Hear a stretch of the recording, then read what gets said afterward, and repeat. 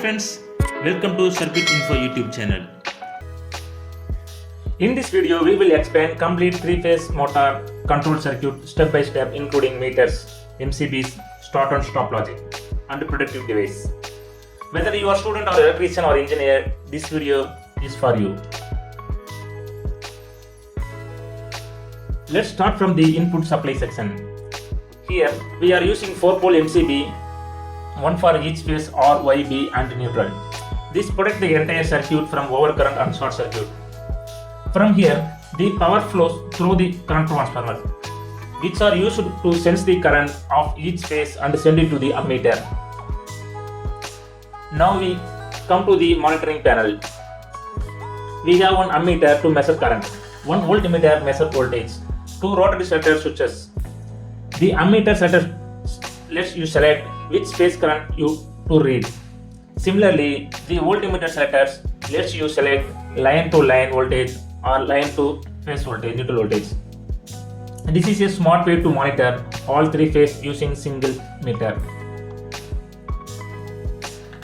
Below the meters, we have the start and stop switches and trip indicators.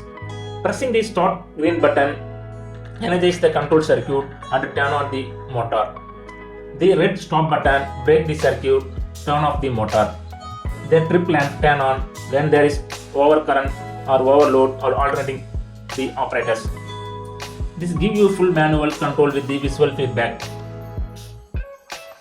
Next we come to the key components of control. The contactors act as an automatic switch. It closes the power circuit when the start button is pressed. Right below it, the thermal overload relay. It constantly monitors the current. If the current exceeds the prescribed value, the relay trips and cut off the circuit via the trip coil. This ensures the motor protection and avoids the damages from the overheating and the mechanical fault. From the contactors, the output terminals, we get the final 3-phase output supply, which can be connected to the motor, pump or any 3-phase equipment. So, when everything is healthy and operators press the start button, the contactor closes. Load receives the 3-phase supply. Meter shows the voltage and current, and the motor runs smoothly. To summarize the wire flow, input 3-phase power passes through the MCB, CTs and meter panel. Control wires go to the selector switches, ammeter, voltmeter and push buttons. Control circuit activates the contactor coil when the start button is pressed. Overload relay trip during fault and trip lights turn on.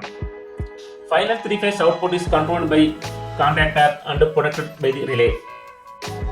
It's perfect balance of manual control, automatic safety and live monitoring. Thanks for watching. If you found this explanation is useful, don't forget to like, subscribe and hit the bell icon. Comment below if you want working simulation or wiring in a real panel.